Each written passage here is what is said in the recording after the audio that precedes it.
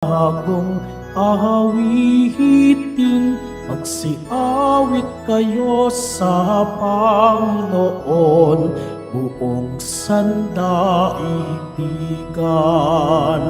Awitan ang Panginoon at purihin ang kaniyang ngalan, ipahayag ang kaniyang pagliligtas sa lahat ng panahon.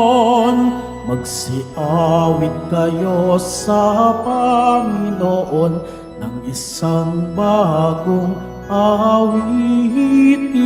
Magsiawit kayo sa Panginoon, buong sandaigdigan.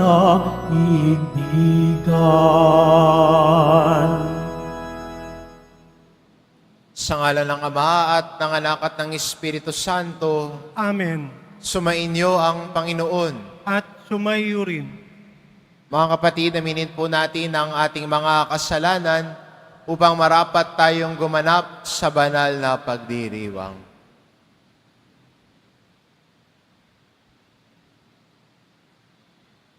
Inaamin ko Sa makapangyarihan Diyos at sa inyo mga kapatid, na lubha akong nagkasala sa isip, salita at sa gawa at sa aking pagkukulang. Kaya sinasama ko sa mahal na Biring Maria, sa lahat ng mga anghel at mga banal, at sa inyo mga kapatid, na ako'y panalangin sa Panginoong ating Diyos.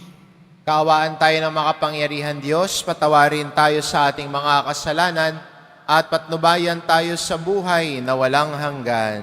Amen. Panginoon, kaawaan mo kami. Panginoon, kaawaan mo kami. Kristo, kaawaan mo kami. Kristo, kaawaan mo kami. Panginoon, kaawaan mo kami. Panginoon, kaawaan mo kami. Manalangin tayo.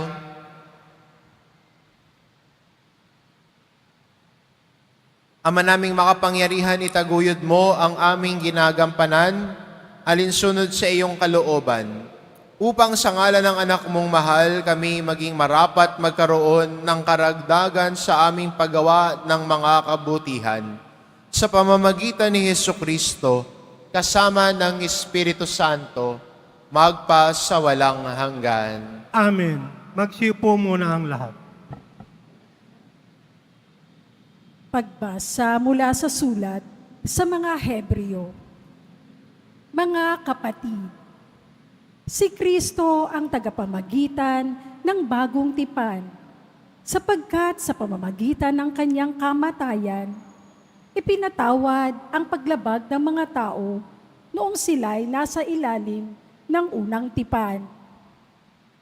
Dahil dito, kakamtan ng mga tinawag ng Diyos ang walang hanggang pagpapala na kanyang ipinangako. Sapagkat pumasok si Kristo, hindi sa isang dakong banal na ginawa ng tao at larawan lamang ng tunay, kundi sa langit. At ngayoy, nasa harapan siya ng Diyos at namamagitan para sa atin. Ang dakilang saserdote ng mga Hudyo ay pumapasok sa dakong banal taon-taon. May dalang dugo ng mga hayop. Ngunit minsan lamang pumasok si Kristo upang ihandog ang kanyang sarili at iya'y sapat na. Kung di gayon, kailangan sanang siya'y paulit-ulit mamamatay mula pa ng matatag ang sanlibutan. Subalit, minsan lamang siyang napakita ngayong magtatapos na ang mga panahon upang pawiin ang kasalanan sa pamamagitan ng haing kanyang inihandog. Itinakda sa mga tao na minsan lamang mamamatay at pagkatapos ay ang paghuhukom. Gayon din naman, si Kristo'y minsang inihandog bilang hain upang pawiin ang mga kasalanan ng mga tao. Siya'y muling darating hindi upang ihandog na muli dahil sa kasalanan, kundi upang iligtas ang mga naghihintay sa Kanya. Ang salita ng Diyos. Salamat sa Diyos. Umawit sa Diyos ng awa, ang gawain niya'y dakila. Umawit sa Diyos ng awa, ang gawain niya'y dakila. Umawit ng bagong awit, at poon ay ialay. Pagkat yaong ginawa niya ay kahanga-hangang tunay. Sa sariling lakas niya at taglay na kabanalan, walang hirap na natamo, yaong hangad na tagumpay. Umawit sa Diyos ng awa, ang gawain niya'y dakila. Ang tagumpay niyang ito'y siya na rin ang naghahayag. Sa harap ng mga bansay, nahayag ang pagliligtas. Ang pangako sa Israel, lubos niyang tinutupad. Umawit sa Diyos ng awa, ang gawain niya'y dakila. Tapat siya sa kanila, at ang pag-ibig ay wagas. Ang tagumpay ng ating Diyos, kahit saan ay namalas.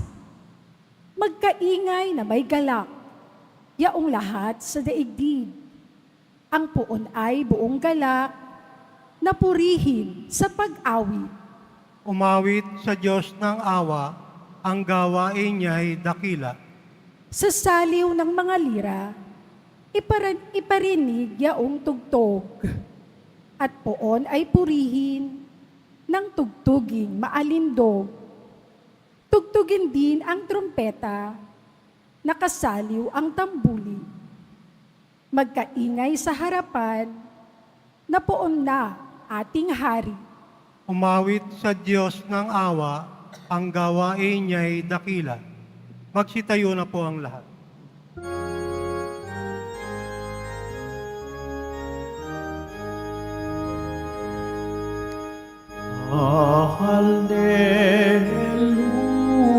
Hallelujah, Hallelujah, Hallelujah,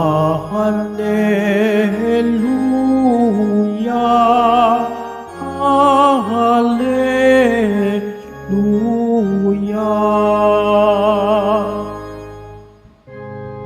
Si Kristo ay nagtagumpay, nalupig ang kamatayan, nagningning ang pagkabuhay. Hallelujah, Hallelujah, Hallelujah,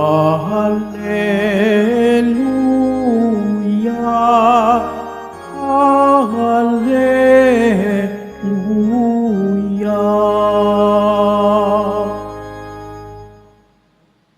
Sumainyo ang Panginoon, At sumayo rin, ang mabuting balita ng Panginoon ayon kay San Marcos. papuri sa iyo, Panginoon. Noong panahong iyon, sinabi ng mga iskribang dumating mula sa Jerusalem, inaalihan siya ni Beelzebul, ang prinsipe ng mga demonyo. Ito ang nagbigay sa kanya ng kapangyarihang magpalayas ng mga demonyo. Kaya't pinalapit ni Jesus ang mga tao at sinabi sa kanila ang ilang talinhaga. Paano mangyayaring palalayasin ni Satanas si Satanas? Kapag naglaban-laban ang nasasakupan ng isang kaharian, hindi mananatili ang kahariang iyon. At kapag naglaban-laban ang magkakasambahay, hindi mananatili ang sambahayang iyon. Gayon din naman kapag naghimagsik si Satanas laban sa kanyang sarili at naglaban-laban ang kanyang nasasakupan, hindi magtatagal at darating ang kanyang wakas. Walang makapapasok sa bahay ng isang taong malakas at magkaaagaw ng kanyang ari-arian. Malibang gapusin muna niya ang taong iyon, saka pa lamang niya malulooban ang bahay na iyon. Tandaan ninyo ito, maaaring ipatawad ng mga tao ang lahat ng kasalanan at panlalait nila sa Diyos. Ngunit ang sinumang lumait sa Espiritu Santo ay hindi mapapatawad. Ang kanyang kasalanan ay hindi mapapawi kailanman. Sinabi ito ni Jesus sapagkat ang sabi ng ilan, inaalihan siya ng masamang espiritu. Ang mabuting balita ng Panginoon. Pinupuri ka namin, Panginoong Jesucristo. Magsiupo muna ang lahat.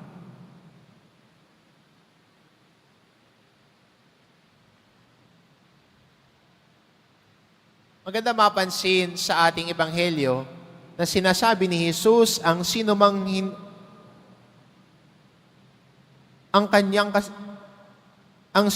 lumait sa Espiritu Santo ay hindi mapapatawad.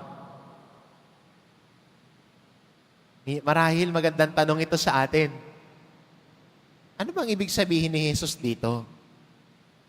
Na ang lumait sa Espiritu Santo, maganda yung sa English those who sin against the Holy Spirit will not be forgiven. Bakit? Kung ating babasahin ng buo ang mga aral at turo ni Jesus, at ganoon din ang turo natin sa pananampalataya sa mga sulat ni San Pablo, hinahambing sa atin na ang Espiritu Santo ang siyang gabay natin para makilala ang Diyos, para makilala ang katotohanan ng Diyos.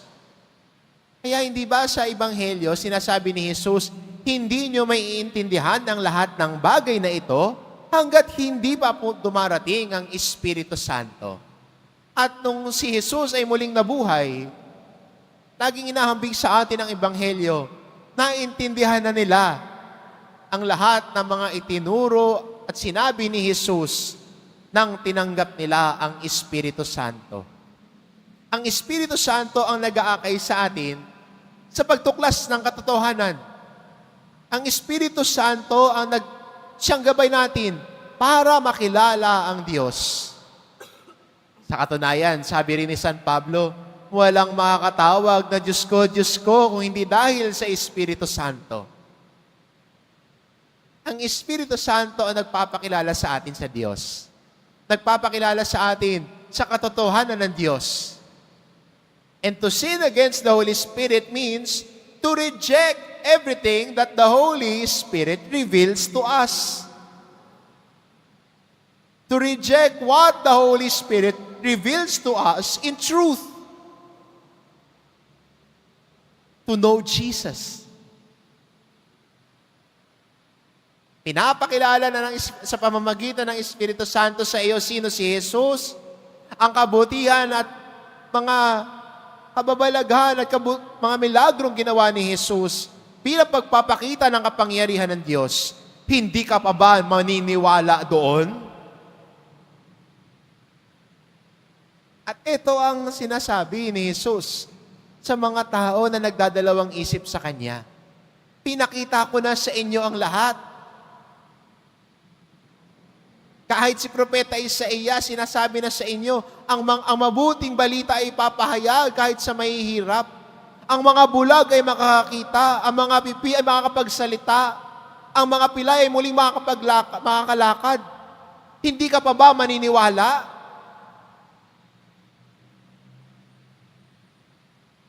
Pinakita na sa iyo.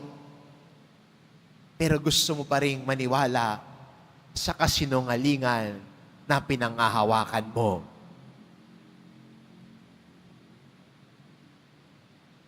At ito ang gabay ng Espiritu Santo sa buhay natin. Minsan, kinakatok at tinitiktik ang katigasan ng puso natin para makilala natin ang kabutihan ng Diyos. It is through the Holy Spirit that we get to know God. We discover who Jesus is. And to sin against the Holy Spirit is to reject everything that God revealed to us as truth.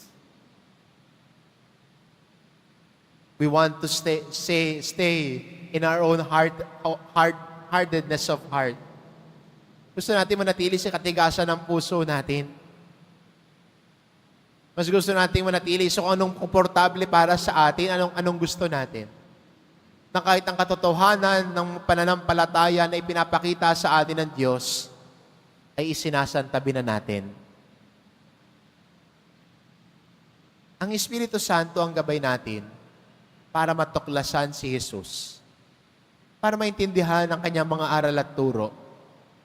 At sana sa pagkaintindi natin dito, tayo ay akayin niya at magpaakay din sa mas malalim na pananampalataya kay Jesus.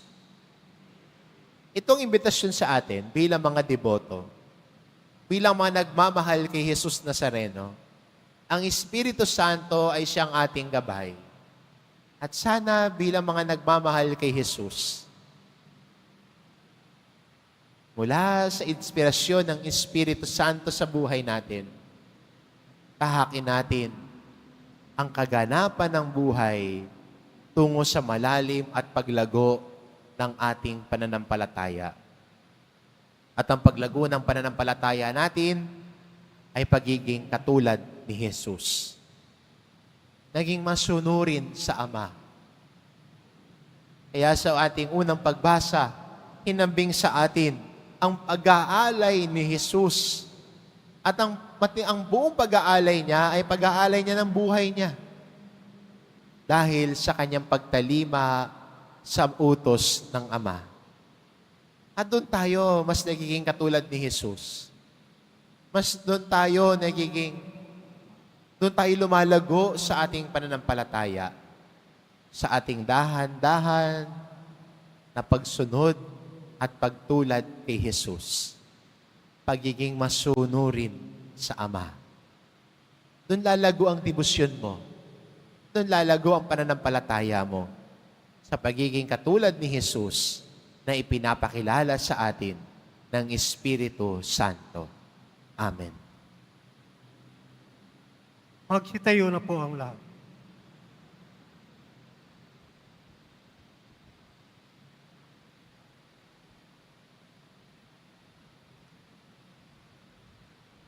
Manalangin tayo. Minamahal ko mga kapatid, nagtitipon kay Kristo na lumulupig sa kasamaan. Buong tiwala tayo lumapit sa Ama, dala ang ating mga idinadalangin mithiin. Ang ating itugon, Ama sa langit, iligtas mo kami sa masama. Ama sa langit, iligtas mo kami sa masama. Ang simbahan naway mapanibago at sumaksi na may katapatan sa tamang pagpapahalaga sa buhay upang makatulong sa pagpapanumbalik sa mundong nasadlak sa kasamaan. Manalangin tayo. Ama sa langit, iligtas mo kami sa masama. Ang mga nagdidigma ang mga bansa, naway matutong mamuhay sa pakikiisa at pagtutulungan upang makapagdulot ng kapayapaan sa daigdig. Manalangin tayo. Ama sa langit, iligtas mo kami sa masama. Ang lahat ng nananalig kay Kristo, naway mapaglabanan nila ang pagkakahiwa-hiwalay at maging iisa sa Panginoon. Manalangin tayo. Ama sa langit, iligtas mo kami sa masama. Ang mga may sakit, lalo na ang mga lumpo at may kapansanan, naway tumanggap ng kasiyahan at kalinga sa mga nag-aalaga sa kanila. Manalangin tayo. Ama sa langit, iligtas mo kami sa masama. Ang tapat na yumao, naway mailigtas sa kasamaan ng walang hanggang kamatayan. Manalangin tayo. Ama sa langit, iligtas mo kami sa masama.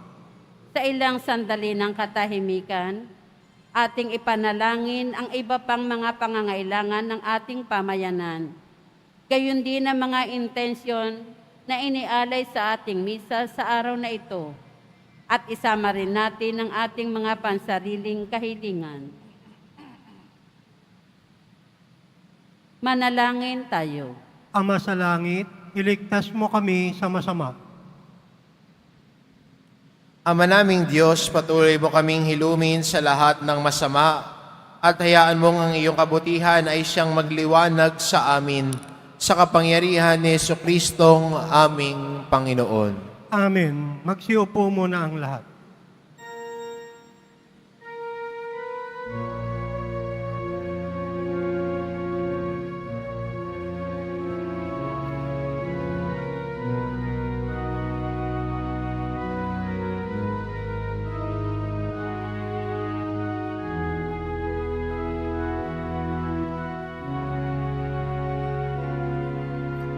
ang maihahandog sa'yo, Panginoon, ay tinapay at alak mula sa aming kamay. Sa iyong kabutihan, aming iaalay ang tinapay at alak sa gisag ng aming buhay.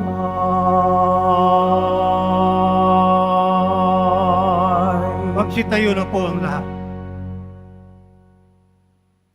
Manalangin kayo mga kapatid, upang ang paghahain natin ay kalugdan ng Diyos amang makapangyarihan. Tanggapin nawa ng Panginoon itong paghain sa iyong mga kamay sa kapurihan niya at karangalan, sa ating kapakinabangan at sa buong sambayanan niyang banal. Ama naming lumikha, tanggapin mong malugod ang aming mga handog. Ngayon ang kabanalan ay iyong dulot. Kami sumasamo sa iyo't lumuluhog upang kaligtas ay iyong ipagkaloob. Sa pamamagitan ni Jesucristo, kasama ng Espiritu Santo, magpa sa walang hanggan. Amen. Sumainyo ang Panginoon. At sumaiyo rin, Itaas sa Diyos ang inyong puso at diwa. tinaas na namin sa Panginoon. Pasalamatan natin ang Panginoong ating Diyos. Marapat na siya ay pasalamatan. Ama naming makapangyarihan, tunay ngang marapat na ikaw ay aming pasalamatan sa iyong paglingap at kagandahang loob. Ang tao'y nilikha mo't pinangangasiwa sa sansinukob. Sa hangad mo siya'y iwastong lubos, siya'y pinagdusa mo sa kanyang pagtalikod. Sa iyong paggiliw, iyong ipinahintulot na makabalik siya sa pamamagitan ni Kristo Jesus. Kaya kaysa ng mga anghel na nagsisiawit ng papuri sa iyo, nang walang humpay sa kalangitan, kami nagbubunyi sa iyong kadakilaan.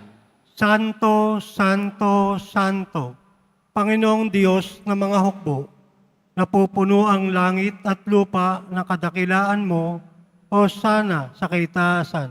Pinagpala ang naparirito sa ngalan ng Panginoon, o sana sa kaitaasan. Magsiluhod po ang lahat. Ama naming banal, ikaw ang bukal ng tanang kabanalan, kaya't sa pamamagitan ng iyong Espiritu, gawin mong banal ang kaloob na ito upang para sa amin maging katawan at dugo ng aming Panginoong Jesucristo. Bago niya pinagtiis ang kusang loob na maging handog, hinawakan niya ang tinapay, pinasalamatan kanya, pinagati-hati niya iyon, iniabot sa kanyang mga alagad at sinabi, "Tanggapin ninyong lahat ito at kanin, ito ang aking katawan, na iahandog para sa inyo."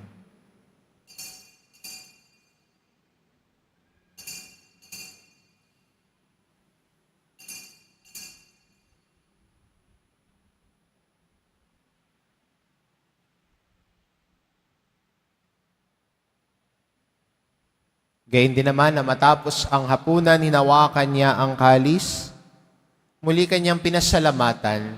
Iniabot niya ang kalis sa kanyang mga alagad at sinabi, "Tanggapin ninyong lahat ito at inumin. Ito ang kalis ng aking dugo ng bago at walang hanggang tipan. Ang aking dugo na ibubuhos para sa inyo at para sa lahat. Sa ikapagpapatawad ng mga kasalanan, gawin ninyo ito sa pag-alala sa akin."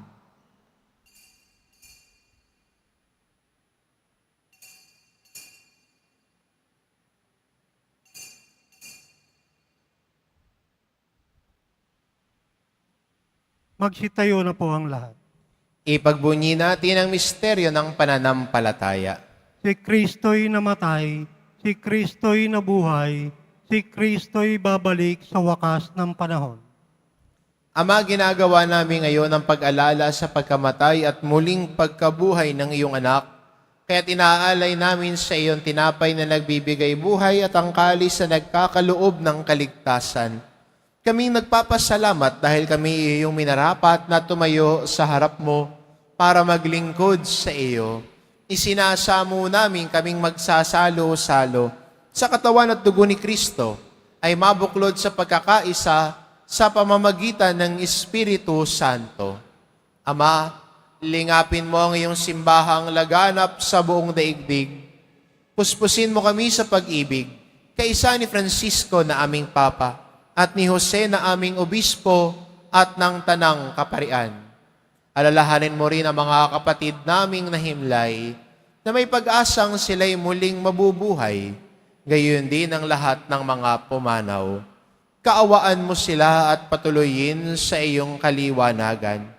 Kaawaan mo at pagindapatin kaming lahat na makasalo sa iyong buhay na walang wakas. Kaisa ng mahal na Birheng Maria na Ina ng Diyos, ng kabiyak ng puso niyang si San Jose, kaisa ng mga apostol at ng lahat ng mga banal na namuhay dito sa daigdig ng kalugod-lugod sa iyo, maipagdiwang nawa namin ang pagpupuri sa ikararangal mo sa pamamagitan ng iyong anak na aming Panginoong Heso Kristo. Sa pamamagitan ni Kristo kasama niya at sa Kanya, ang lahat ng parangal at papuri ay sa iyo, Diyos amang makapangyarihan, kasama ng Espiritu Santo, magpa sa walang hanggan. Amen. Sa tagubilin ng mga nakagagaling na utos at turo ni Jesus na Panginoon natin at Diyos, ipahayag po natin ng lakas loob. Ama namin, sumasalangit ka, sambahin ang ngalan mo, mapasa amin ang kaharian mo, sundin ang loob mo dito sa lupa para lang sa langit. Bigyan mo kami ngayon ng aming kakanin sa araw-araw at patawarin mo kami sa aming mga sala para ng pagpapatawad namin sa nagkakasala sa amin. At huwag mo kami paintulot sa tukso at iadya mo kami sa lahat ng masama. Hinihiling namin kami adya sa lahat ng masama, pagkalooban ng kapayapaan araw-araw, iligtas sa kasalanan at ilayo sa lahat ng kapahamakan. Samantalang aming pinananabikan ang dakilang araw ng pagpapahayag ng tagapagligtas naming si Heso Kristo. Sapagkat iyo ang kaharian at ang kapangyarihan at ang kapurihan magpakailanman. Amen. Panginoong Kristo, sinabi mo sa iyong mga apostol, kapayapaan ang iniiwan ko sa inyo, ang aking kapayapaan ang ibinibigay ko sa inyo. Tungayan mo ang aming pananampalataya at huwag ang aming pagkakasala. Pagkalooban mo kami ng kapayapaan at pagkakaisa, ayon sa iyong kalooban, kasama ng Espiritu Santo, magpa sa walang hanggan. Amen. Ang kapayapaan ng Panginoon ay laging sumainyo. At sumayo rin. Magbigayan kayo ng kapayapaan sa isa't isa.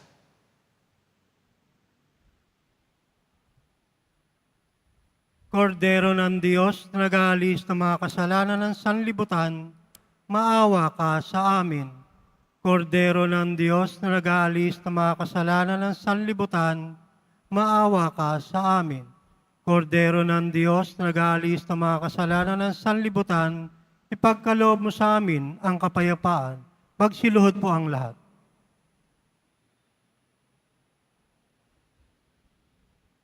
Itong kordero ng Diyos, ito nag-aalis ng kasalanan ng sanlibutan. Mapalad ang mga inaanyayahan sa kanyang piging. Panginoon, hindi ako karapat-dapat na magpatuloy sa iyo, ngunit sa isang salita mo lamang ay gagaling na ako.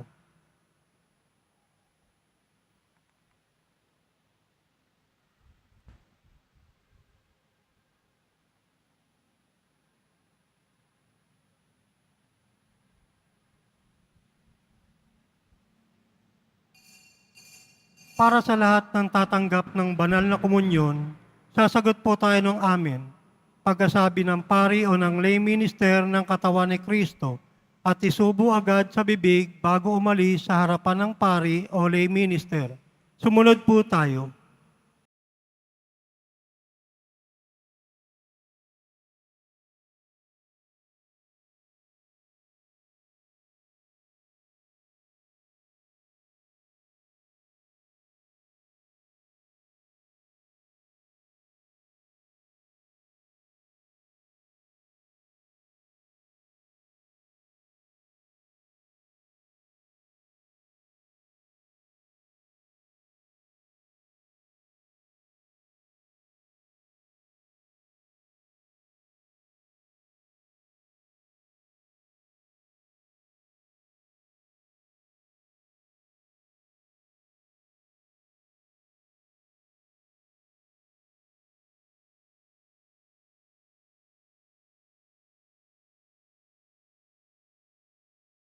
Langin tayo.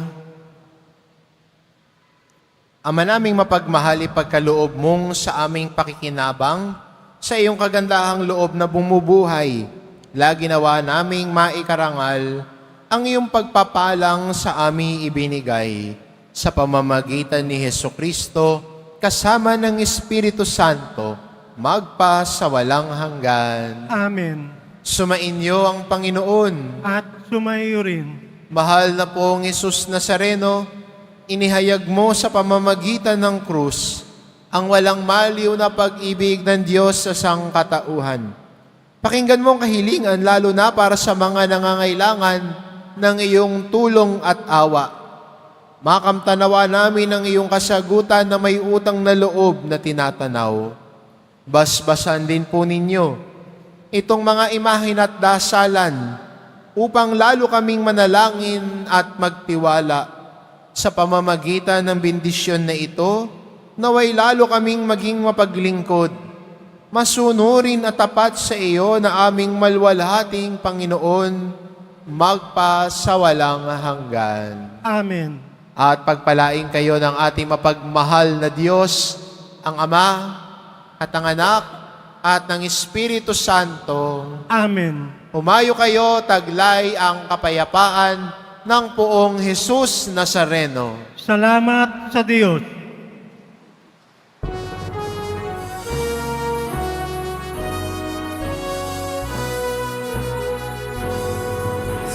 Padre Jesus Nazareno, sinasamba ka namin.